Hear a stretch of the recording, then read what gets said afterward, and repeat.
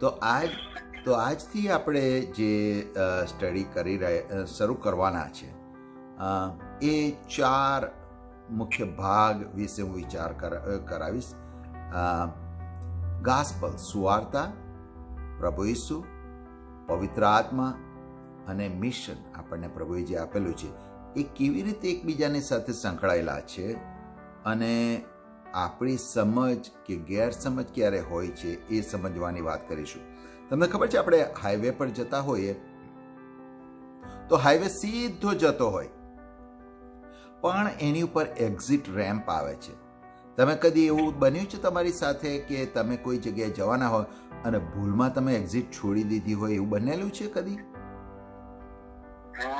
અથવા ભૂલમાં એક્ઝિટ લઈ લીધી ને કે આપણે તો આ જગ્યાએ એક્ઝિટ નથી લેવાની, હજુ આપણી એક્ઝિટ બાકી છે ને આપણે બીજા રોડ પર જ ચડી જઈએ છીએ.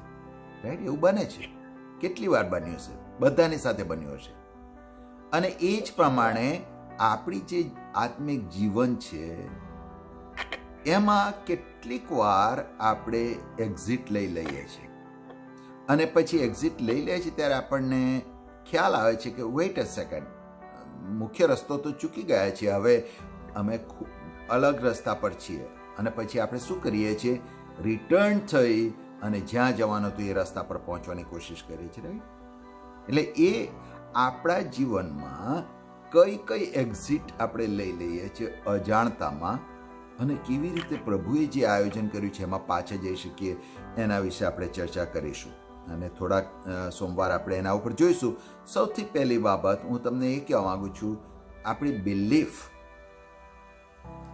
બિલીફ અથવા આપણી માન્યતા સુવાર્તાના માટે શું છે, આપણી માન્યતા પ્રભુ ઈસુના માટે શું છે, આપણી માન્યતા પવિત્ર આત્માના માટે શું છે, આપણી માન્યતા પ્રભુની સેવા માટેની શું છે, એ બહુ ઇમ્પોર્ટન્ટ છે. શા માટે ઇમ્પોર્ટન્ટ છે મને તો કોઈ કહેશો? માન્યતાઓ, આપણી જે માન્યતાઓ છે એ શા માટે ઇમ્પોર્ટન્ટ છે? આપણે જે કંઈ માનીએ છીએ એ શા માટે ઇમ્પોર્ટન્ટ બને છે? આપણે ખરેખર સાચા છીએ કે અવળે માર્ગે છીએ? જો એને બરાબર ખાતરી કરી લઈએ તો પછી આપણે ભવિષ્યમાં આપણે એ ન થઈએ, પૂછવાઈએ નહીં અને ખરેખર સીધો માર્ગ છે જીવનનો એની પર ચાલુ રહીએ. જો ખોટી સમજ સાથે ચાલતા એ આપણા જીવનને નુકસાન કરી શકે છે. માટે આપણી માન્યતાઓ સુધારો કરી લઈએ, whether it's true or not true. બરાબર છે. બીજો માન્યતામાં વિશ્વાસ રહેલો છે. માન્યતામાં વિશ્વાસ રહેલો છે. બીજી બાબત તમને ખબર છે, માન્યતા એ શું પરિણામ લાવે છે? માન્યતા આપણી લાઈફસ્ટાઈલ ડિફાઇન કરે છે. તમારી લાઈફસ્ટાઈલ કેવી હશે એ તમારી માન્યતાના આધારે થાય છે. રાઈટ? તમે એવું ઘણી વાર બન્યું હશે, કોઈકે તમને કશું કીધું અથવા તમે સાંભળ્યું અને તમારી એવી માન્યતા થઈ ગઈ કે આ વ્યક્તિ મારો દુશ્મન છે અથવા મને પ્રેમ નથી કરતો અથવા મારી સાથે નથી. પછી તમારા વ્યવહારની અંદર પરિવર્તન આવી જશે વ્યક્તિના માટે. મારા પોતાની સાથે એવું થયેલું છે, કુટુંબની અંદર થયેલું છે. મેં જોયેલું છે કે અમુક માન્યતા થઈ જાય પછીથી સામેની વ્યક્તિ આપણને મળવા આવે ને તો આપણે એટલો ઉમળકો નથી હોતો. આપણે મળીએ, હાય હલો કરીએ, પણ જે પહેલાં જેવો સંબંધ હતો એ નથી. કેમ? કારણ કે આપણે એક માન્યતા બંધાઈ ગઈ છે. હું સાચું કહું છું, ખોટું કહું છું? આપણી માન્યતા જે છે એ આપણી લાઈફસ્ટાઈલ ડિફાઇન કરે છે. આપણી માન્યતાના કારણે આપણી લાઈફસ્ટાઈલની બહુ અસર થાય છે અને એની અસર બહુ લાંબે સુધી જાય છે. અને એટલા માટે જો મારીને તમારી માન્યતા સુવાર્તાના માટે યોગ્ય નથી તો મારીને તમારી લાઈફસ્ટાઈલ ચેન્જ થઈ જશે. મારીને તમારી માન્યતા પ્રભુ ઈસુના માટેની બરાબર નથી તો મારીને તમારી લાઈફસ્ટાઈલ ચેન્જ થઈ જશે. મારીને તમારી માન્યતા પવિત્ર આત્માના માટે નથી બરાબર તો મારીને તમારી લાઈફસ્ટાઈલ ચેન્જ થઈ જશે. અને એ જ પ્રમાણે પ્રભુની સેવાના માટે. ઇન્ડિયા એ બહુ ધાર્મિક દેશ છે. તમે માનો છો ધાર્મિક દેશ છે? અમુક દેશો ધાર્મિક નથી હોતા, પણ ઇન્ડિયા આમ જોવા જાઓ, ધર્મની વાત નથી કરતો, પણ બહુ ધાર્મિક દેશ છે, બહુ આસ્થાવાળો દેશ છે. લોકોની અંદર એટલી બધી આસ્થા છે કે એ લોકો પથ્થરોને ને ઝાડને ને જેની મળે એની પૂજા કરે. એ લોકોની આસ્થાઓ છે, પણ એ લોકો એવું નથી માનતા કે પ્રભુ ઈસુ એ જીવતા દેવ છે. બરાબર છે? એમની માન્યતાના કારણે એ લોકો ખ્રિસ્તી લોકોની સતાવણી કરે છે, કારણ કે એ લોકો માની શકતા નથી. માન્યતા એ બહુ ઇમ્પોર્ટન્ટ છે, અને એટલા માટે જે આ જે 4 બાબતો મેં કહી હતી, સુવાર્તા, પ્રભુ ઈસુ, પવિત્ર આત્મા અને આપણી મિશન, એના વિશેની આપણી કેવી માન્યતા છે. જો માન્યતા ખોટી હશે તો શું થશે? આપણે એક્ઝિટ લઈ લઈશું, રાઈટ? આપણને થશે કે નહીં વેઇટ હશે કે આ સાચો રસ્તો નથી, મને એક્ઝિટ લઈ લેવા દે. કદાચ એ રસ્તો સાચો છે, કદાચ આપણી માન્યતાને સુધારવાની જરૂર છે. તો આજે હું પહેલી જે બાબત જોવા માંગુ છું એ છે સુવાર્તાથી શરૂઆત કરવા માંગુ છું. તમે સુવાર્તાને તમે સુવાર્તા માટે શું માનો છો?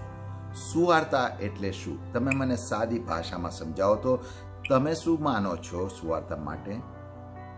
અને આપણો શું કે પાયો અથવા આપણું દોરવણી આપણે પ્રભુના વચનોમાંથી લે. પ્રભુના વચનો શું કહે છે ને આપણી માન્યતામાં કેટલો ગેપ છે.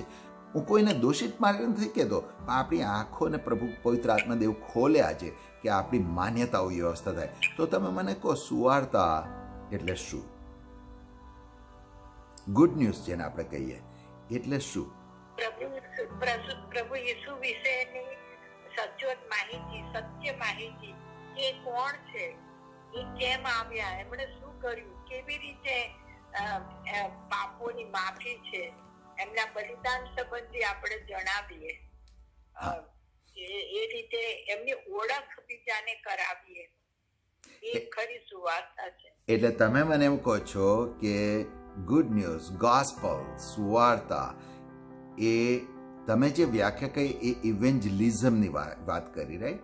કે બીજાઓને પ્રભુ ઈસુની વાત જણાવીએ, એ ઇવેન્જલિઝમની તમે વાત કરો છો. હું તમને ગુડ ન્યૂઝ, જેને સુસમાચાર કહે છે, હું એની ભાષા આ વ્યાખ્યા પૂછું કે તમને કોઈ પૂછે ગોસ્પલ એટલે શું? આ શબ્દ હું બહુ સાંભળું છું, અથવા સુસમાચાર એ શબ્દ હું બહુ સાંભળું છું. એ ખરેખર શું છે? તો તમે શું કહેશો?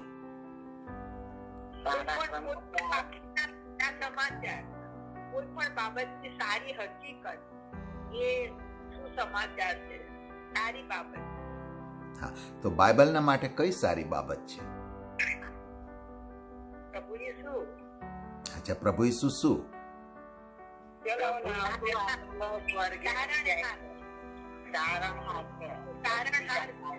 પ્રભુ ઈસુ આપણા માટે મૃત્યુ પામ્યા, વધસ્તંભ પર, ને આપણને પાપોની માફી આપી છે, ને આપણને નવું જીવન મળે છે. એ સુવાર્તા આપણે બીજાઓને આપવાની છે. આમેન. આ પ્રથમથી ઉત્પત્તિથી માંડીને પ્રગટીકરણ સુધી અચ્છા, છાયામાં પણ છે અને પછી નવા કરારમાં રિવીલ થયા. બરાબર છે. આપણે છે ને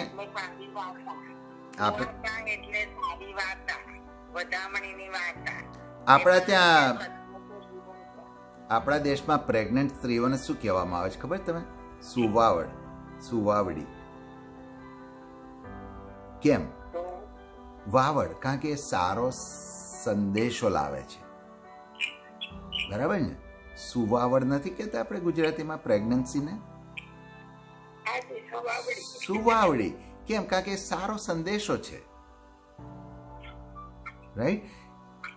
તો સુસમાચાર, સુવાર્તા, ગોસ્પલ, એને બાઇબલ શું કહે છે? બહુ સાદી વ્યાખ્યાની અંદર માથીની સુવાર્તા 4 અધ્યાય ને 23મી કલમ જોઈએ. માથી 4:23.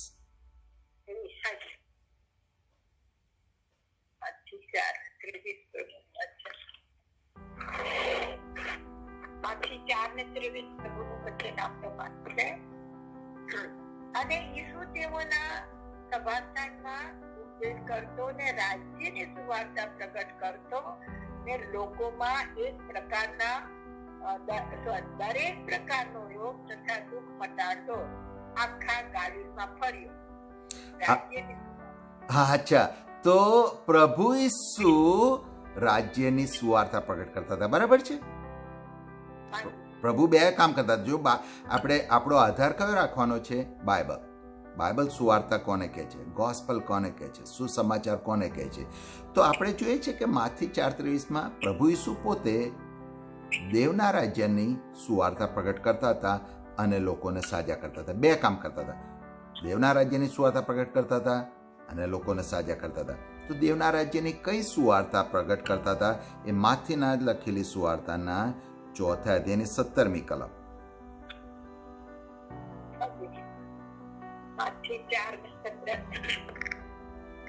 ત્યારથી યેસુ પ્રગટ કરવા તથા કહેવા લાગ્યા કે પસ્તાવો કરો, કેમ કે આકાશનું રાજ્ય પાસે આવ્યું છે.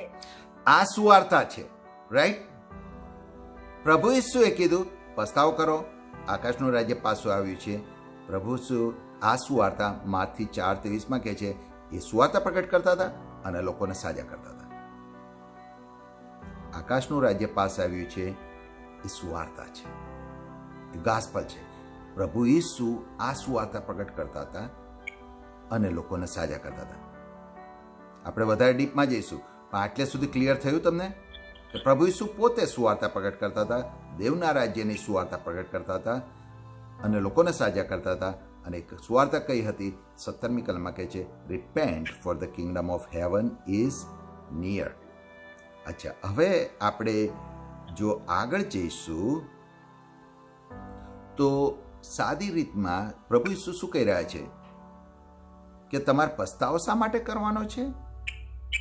કઈ સુવાર્તા છે આ? સુવાર્તા આપું છું કે આકાશનું રાજ્ય પાસે આવ્યું છે. આપણી પાસે આકાશનું રાજ્ય આવ્યું છે. એ બહુ મોટી સંદેશો છે, સુવાવડ છે. આપણે સુવાવડી સ્ત્રીની વાત કરી, પણ આ સુવાવડ છે, સુવાર્તા છે કે દેવનું રાજ્ય પાસે આવ્યું છે અને એટલે માટે તમે પસ્તાવો કરો. રાઈટ? હવે માર્કની લખેલી સુવાર્તા તમે વાંચો, એનો 1 અધ્યાય 14 ને 15મી કલમ.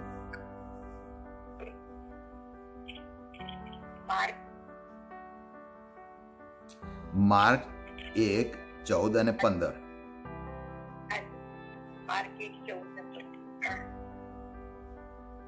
અને યોહાનના પરસ્વાધીન કર્યા પછી ઈસુ ગાલિલમાં આવ્યો ને દેવની સુવાર્તા પ્રગટ કરતા તેણે કહ્યું કે સમય પૂરો થયો છે ને દેવનું રાજ્ય પાસે આવ્યું છે.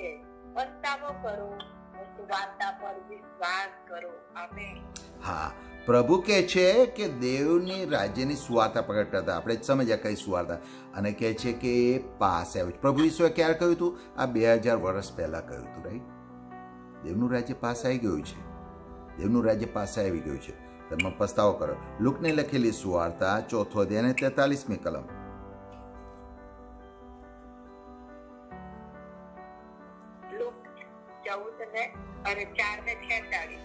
લુક 4:43.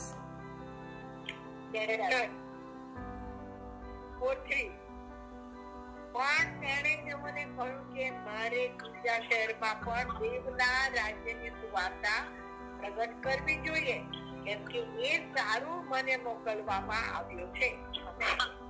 તો જે સુવાર્તા છે કે દેવનું રાજ્ય પાસે આવ્યું છે, દેવનું રાજ્ય નજીક આવ્યું છે, એ પ્રભુ ઈસુ પોતે પ્રગટ કરે છે. એ સેવા એમણે મને ને તમને આપી છે. અને પ્રભુ ઈસુએ પોતાની પબ્લિક મિનિસ્ટ્રી શરૂ કરી એ પહેલાં એમણે આ સુવાર્તાને પ્રગટ કરી. બરાબર છે? તો હવે આપણે જો સમજીએ, હું તમને ઉદાહરણથી સમજાવવાની કોશિશ કરું છું કે અત્યારે જો હું તમને કહું ઠંડુ પાણી, એ જો હું તમને કહું ઠંડુ પાણી પીઓ, તો તમને એની કોઈ જ અસર નહીં પડે, રાઈટ? પણ તમે યાદ કરો, આપણે ઇન્ડિયામાં હતા અને ભરેલા તડકામાં બપોરે ચાલતા ચાલતા જતા હતા અને માટલાનું ઠંડુ પાણી પીતા હતા, ત્યારે તમને કે ઠંડુ પાણી પીઓ તો કેટલો ફરક લાગે છે કે નહીં? કોન્ટેક્સમાં તમે સમજો તો. અત્યારે હું તમને કહું ઠંડુ પાણી પીઓ તો તમને એની કઈ અસર નહીં થાય. પણ તમે યાદ કરો કે તમે ઉનાળાના ભર તડકાની અંદર પેલા સ્લીપર કે આપણા ચપ્પલો ગરમ ગરમ થઈ જાય, ડામરના રોડ ગરમ થઈ જાય, માથા પર આપણે કપડું મૂકીને ચાલીએ, પસીનો વેજ થઈ જાય, ઘરમાં એર કન્ડિશન ના હોય અને માટલાની અંદર પેલું ઠંડુ પાણી, આપણે કે ઠંડુ પાણી પીઓ તો કેવું સરસ લાગે. તમે સમજો છો કોન્ટેક્સ્ટ? તો જ્યારે પ્રભુ ઈસુ, જો આજે હું ને તમે સમજીએ કે દેવનું રાજ્ય પાસે આવ્યું છે તો આપણને એટલું કંઈક અસર નહીં થાય, પણ હવે તમે કોન્ટેક્સ્ટમાં સમજો પ્રભુ કોને કહી રહ્યા હતા. પ્રભુ યહૂદી લોકોને કહી રહ્યા હતા. એ યહૂદી લોકો છે જે લોકો વર્ષોથી, સદીઓથી ગુલામગીરીમાં હતા. નબૂકદનેસ્સર બેબીલોનમાં એ લોકોને લઈ ગયો બંદીવાસમાં. ત્યારથી એ લોકો વિદેશી સત્તાઓની નીચે સતાવણી લોકોને આશા હતી કે અમે આજે છૂટીશું. એ વર્ષો વીતી ગયા. એ લોકો એમના બાપ દાદાઓ પાસે સાંભળ્યું હશે, એમના દાદાઓ પાસે સાંભળ્યું, બધા મરી ગયા. અને હવે એ લોકોની પાસે આવીને પ્રભુ ઈસુ એવું કહે છે, તમે જેને માટલામાંથી ઠંડુ પાણી પીઓ, એ સેન્સમાં દેવનું રાજ્ય પાસે આવ્યું છે. તો કેટલી મોટો સુસમાચાર થયો એમના માટે. તમે સમજો છો હું શું કહેવા માંગુ છું? એની ઇમ્પેક્ટ એ બહુ મોટી છે. પણ આ સુવાર્તાને સમજવાના માટે બાઇબલના કલમોમાંથી હું તમને કેટલીક બાબતો સમજાવવા માંગુ છું. બાઇબલના નવા કરારની અંદર આ સુવાર્તા, સુસમાચાર શું છે એને સમજવાના માટે 2 ક્લિયરલી ભાગ બતાવેલા છે સમયોના. એક જે છે એને પ્રેઝન્ટ ઇવિલ એજ કહે છે, અને બીજો જે ભાગ છે સમય, એને એજ ટુ કમ કહે છે. સમય, અત્યારનો દુષ્ટ સમય અને ભવિષ્યનો સમય. અને એ 2 સમયના ગાળાઓને વચ્ચેનો જે ભાગ છે, જે ડિવાઈડ કરે છે આ સમયોને, અત્યારનું પ્રેઝન્ટ ઇવિલ એજ અને એજ ટુ કમ, એને ડિવાઈડ કોણ કરે છે? ડે ઓફ ધ લોર્ડ, દેવનો સમય. પ્રભુ ઈસુ જે આવ્યા એણે આ સમયને 2 ભાગ કર્યા, પ્રેઝન્ટ ઇવિલ એજ અને એજ ટુ કમ. અને પ્રભુના વચનોમાંથી આપણે જોઈશું તો ગલાતીયોનો પત્ર, તેનો 1લો અધ્યાય 3 ને 4 કલમ કોઈ વાંચો. ગલાતી 1, 3 અને 4.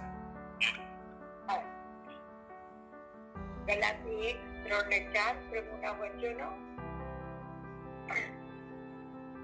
અને મારી સાથેના સગડા ભાઈઓ તેનો બાપ તરફથી તથા પ્રભુ ઈસુ ખ્રિસ્ત તરફથી તમને કૃપા તથા શાંતિ હો. 4 કલમ. એણે આપણા પાપને સારું પોતાનું પાર્પણ કર્યું, એ માટે કે બાપની ઈચ્છા પણ છે એ આપણને જગતથી છોડાવે. કોનાથી છોડાવે? હા, એનો અર્થ એવો થયો કે અંગ્રેજીમાં જો તમે વાંચો, જો હું અંગ્રેજીમાં વાંચું છું કલમો, grace and peace to you from God the Father and our Lord Jesus Christ, who gave himself for our sins to rescue us from this present evil age. From this present evil age. એટલે અત્યારનો ભૂંડો સમય એક સમય છે, બરાબર? અત્યારનો ભૂંડો સમય. બીજું કોરિન્થીયોનો પત્ર 4 અધ્યાય 4 કલમ.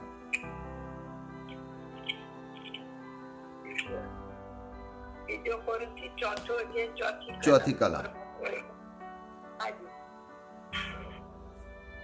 તેઓમાં આ જગતના દેવે અવિશ્વાસીઓના મન આંધળા કર્યા છે. એ સારું કે ખ્રિસ્ત જે દેવની પ્રતિમા છે એના મહિમાનું સુવાર્તાના પ્રકાશનો ઉદય તેઓ પર ન થાય. કોણે આંધળા કર્યા છે?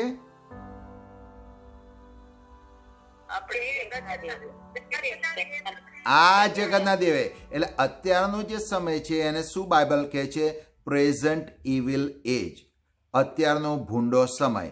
અત્યારના ભૂંડા સમયનો દેવ પણ છે જેણે લોકોના મન આંધળા કરે છે.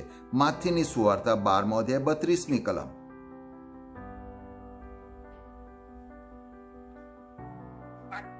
બાર 32.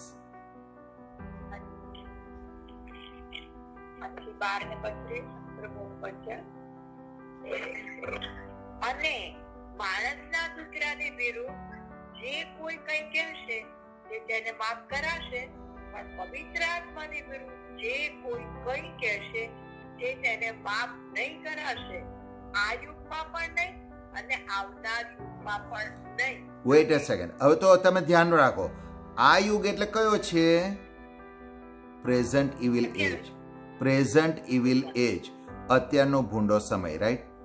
પણ પછી એની સાથે એક બીજો પણ સમય બતાવે છે, એજ ટુ કમ, આવનાર યુગ, આવનાર સમય. એટલે ખ્યાલ આવે છે બાઇબલમાં બે સમય બતાવેલા છે, present evil age and age to come, અથવા સમય જે આવવાનો છે તે. માથીની સુવાર્તા 24મો અધ્યાય અને 3જી કલમ.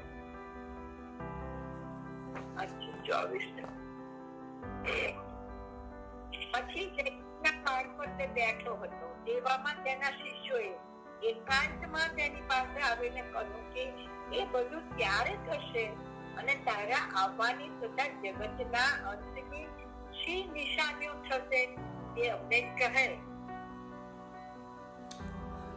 આવનાર સમયની વાત કરે છે, રાઈટ? આવનાર યુગ. એટલે હવે તમે જુઓ કે પ્રભુ ઈસુ આવ્યા છે ત્યારે આ પ્રેઝન્ટ ઇવિલ એજ છે એ અત્યારે છે, પણ પ્રભુ ઈસુના આવીને પ્રભુ ઈસુ શું કહે છે? જગતનું રાજ્ય પાસે આવ્યું છે. દેવનું રાજ્ય પાસે, જગતનું રાજ્ય નહીં, દેવનું રાજ્ય પાસે આવ્યું છે અને સુવાર્તા આપે છે. એટલે પ્રભુ ઈસુ આવ્યા અને પ્રભુ ઈસુ શું કહી રહ્યા છે? અત્યારે પ્રેઝન્ટ ઇવિલ એજ છે. પ્રભુ ઈસુએ એવું નથી કીધું કે અત્યારનો ભૂંડો સમય, પ્રેઝન્ટ ઇવિલ એજ અંત આવ્યો અત્યારે, પણ પ્રભુ ઈસુએ એ કહ્યું કે અત્યારે નવો યુગ, એજ ટુ કમ, એની શરૂઆત થઈ છે. એ સુસમાચાર છે. હવે તમે સમજો છો શું કહું છું? પ્રભુ ઈસુ શું પ્રગટ કરતા હતા કે અત્યારનો પ્રેઝન્ટ ઇવિલ એજ, અત્યારનો ભૂંડો સમય તો છે જ.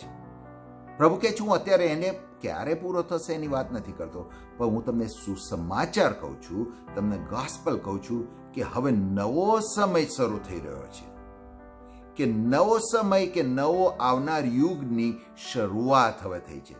દેવનું રાજ્ય પાસે આવ્યું છે અને એ સુવાર્તા પ્રગટ કરે છે અને પછી પ્રભુ માદાઓને સાજા કરે છે. હવે આ શા માટે બહુ ઇમ્પોર્ટન્ટ છે? મને ને તમને આ જગતમાં શું છે? મને તમે કહો, આ ભૂંડા જગતમાં શું છે? આ ભૂંડા જગતની અંદર શું છે મારા ને તમારા માટે? આ પ્રેઝન્ટ વિલેજમાં મને ને તમને શાનો અનુભવ થાય છે?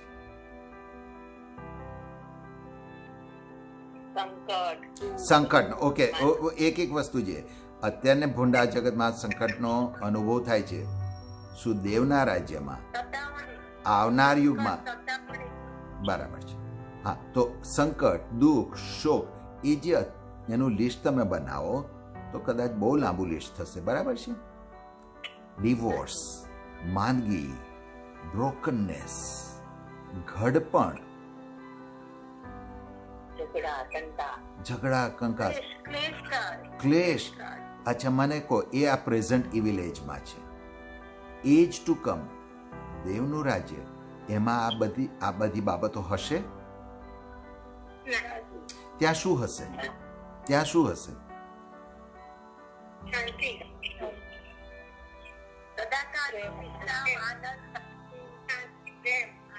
ઓકે, અચ્છા, બહુ સરસ કીધું તમે, બહુ સરસ.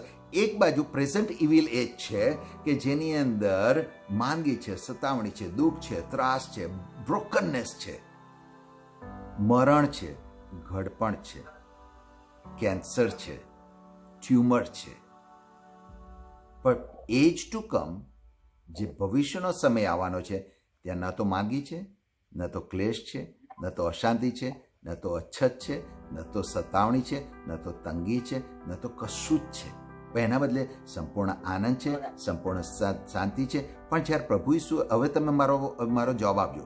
પ્રભુ ઈસુ એવું કીધું, હું તમને સુસમાચાર કહું છું કે દેવના રાજ્યની શરૂઆત થઈ છે.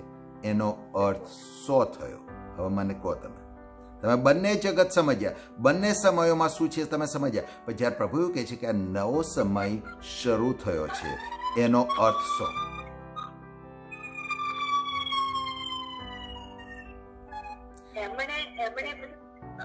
પોતે કરીને બધા તાજા કર્યા અને એમણે પોતાની ઓળખ આપી. એ રીતે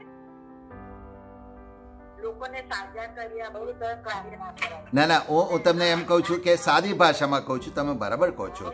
પણ પ્રભુ જ્યારે કે છે આ દેવનો જે સમય છે એ હવે શરૂ થયો છે, દેવના રાજ્યનો સમય શરૂ થયો છે. એનો અર્થ જો હું તમને સમજાવું, ભૂંડા સમયની અંદર કેન્સર છે, દેવના રાજ્યની અંદર કેન્સર નથી, બરાબર, દેવના સમયની અંદર. અને જ્યારે પ્રભુ એવું કહે છે કે દેવનું રાજ્ય આવ્યું છે ત્યારે કેન્સર ફ્રી સમયની શરૂઆત થઈ છે. જ્યારે આપણે કહીએ છીએ બ્રોકનનેસ છે, પેઇન છે, સફરિંગ છે, આ પ્રેઝન્ટ ઇવિલ એજમાં, અને જ્યારે પ્રભુ ઈસુ સુસમાચાર કહે છે દેવનું રાજ્ય આવ્યું છે, એનો અર્થ એવો થયો કે હવે બ્રોકનનેસ, પેઇન, સફરિંગ એના વગરની જિંદગીની શરૂઆત થઈ છે. તમે બહુ ધ્યાનથી સમજો. જો તમે એવું માનતા હો કે તમે મરી જશો ત્યારે તમને આ બધામાંથી મુક્તિ મળશે, એ સાચું છે. પણ જ્યારે પ્રભુ ઈસુ એવું કહે છે કે દેવનું રાજ્ય પાસ આવ્યું છે, દેવનું રાજ્ય અહીંયા છે, દેવના રાજ્યની શરૂઆત થઈ છે, ત્યારે જે ભવિષ્યનો અનુભવ કરવાની આશા છે એનો અનુભવ આજે થઈ શકે છે. માન્યતાની જરૂર. એટલા માટે મેં તમને કીધું કે તમે શું માનો છો એ બહુ ઇમ્પોર્ટન્ટ છે, એ તમારી લાઈફસ્ટાઈલ બનાવે છે. હવે જો જ્યારે હવે તમે સમજો, પ્રભુ ઈસુએ બાઇબલ બહુ ચૂક કે મેં તમને ઘણી કલમો આપી છે, present evil age and age to come. Present evil એજમાં બધું ભયંકર છે, તૂટેલું છે, ફૂટેલું છે, બધું જ છે, દુઃખ છે, સતાવણી છે. ભવિષ્યના સમયની અંદર એની જગ્યાએ શાંતિ, એની જગ્યાએ સંપૂર્ણતા છે. અને પ્રભુ શું કહે છે કે દેવનું રાજ્ય પાસે આવ્યું છે, એ સુસમાચાર છે. એટલે એનો અર્થ શું છે? હું બીજા શબ્દોમાં કહું, you can bring heaven today on this અર્થ. તમારામાં છે. તમે દેવના રાજ્યનો અનુભવ મરીને નથી કરવાના.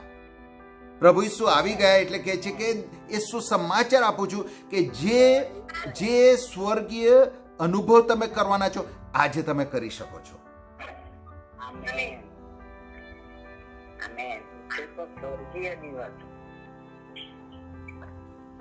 જે ગાસ્પલની વાત કરું છું, મેં તમને કીધું તો આમાં ઓફ રેમ્પ ક્યાં જઈએ છે, આપણે એક્ઝિટ ક્યાં લઈએ છીએ? એક્ઝિટ ક્યાં બને છે કે જ્યારે હું એવું માનું છું કે હું મરી જઈશ ને ત્યારે રોગ, શ્રાપ, સતાવણી, દુઃખમાંથી મુક્ત થઈશ. એ જો તમે માનતા હો ને તો તમે એક્ઝિટ લઈ લીધી છે. પણ જો તમે એવું માનતા હો કે સુસમાચાર પ્રભુ ઈસુએ કીધા છે અને એમણે માંદાઓના સાજા કર્યા છે, એટલે રોગ, સતાવણી, દુઃખ અને એના સિવાયનો અનુભવ હું આજે કરી શકીશ, then you are on a right path.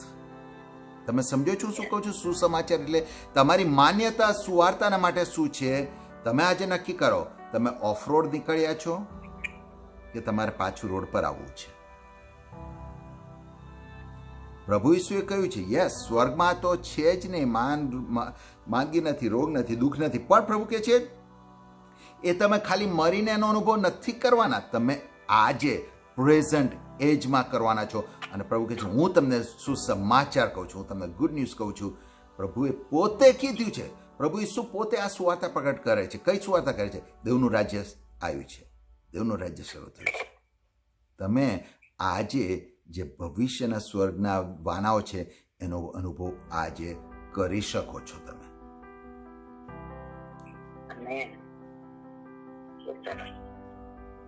તમે ગઈ વખત આપણે હસતા હતા, પણ તમે માદાઓને કહી શકો છો ઊભા થાવ. તમે કેન્સરને કહી શકો છો નીકળી જા. તમે લોકોના ભાંગેલા સંબંધોને સાજા કરી શકો છો. આજે એ બની શકે છે. મારી તમારી માન્યતા શું છે? જેવી મારી તમારી માન્યતા હશે એવી આપણી વર્તણૂક થશે. જો તમે માનશો કે હું સ્વર્ગમાં જઈશ ત્યારે આ પ્રભુના શાંતિનો આનંદનો અનુભવ કરીશ તો એ પ્રમાણે તો થશે જ. પણ જો તમે પ્રભુની સુવાર્તા પર વિશ્વાસ કરો છો, જે પ્રભુ ઈસુ પોતે પ્રગટ કરી છે કે દેવનું રાજ્ય આવ્યું છે, તો તમે દેવના રાજ્યનો અનુભવ આજે પણ કરી શકો છો. એટલે આજે હું અહીંયા પૂરું કરું છું. સુવાર્તાના માટે તમારી શું માન્યતા છે અને તમે ઓફરેમ ગયા છો કે નહીં, હું તમને નહીં કહું, હું તમારા માટેનું નથી કહેતો તમે શું ઇવેલ્યુએટ કરો, પણ તમે જો એવું માનતા હો કે પ્રભુના જે દેવના રાજ્યના જે બાબતો તમે લિસ્ટ કરી, રાઈટ, કે દેવના રાજ્યમાં સુખ છે, શાંતિ છે, સંપૂર્ણતા છે, એ તમે લિસ્ટ તૈયાર કર્યું છે. તમે 2 લિસ્ટ બનાવો, પ્રેઝન્ટ ઇવિલ એજનું લિસ્ટ, એમાં શું તૂટેલું છે, ફૂટેલું છે, દુઃખ છે, સતાવણી છે, અને એક બાજુ એજ ટુ કમ, અને તમે બાજુમાં મૂકો અને કહો કે હું આને માનું છું કે આ જમણી બાજુનું લિસ્ટ છે જે દેવના રાજ્યના સમયોના સંપૂર્ણતા છે, એનો હું આજે અનુભવ કરી શકું છું. કારણ કે પ્રભુ ઈસુએ કહ્યું કે દેવનું રાજ્ય આવી ગયું છે. It is here, right here. તમે માનો છો કે અહીંયા છે કે તમે દેવના રાજ્યના અનુભવ કરવા માટે તમારે મરવાની જરૂર નથી. મર્યા પહેલા તમે એનો અનુભવ કરી શકો છો.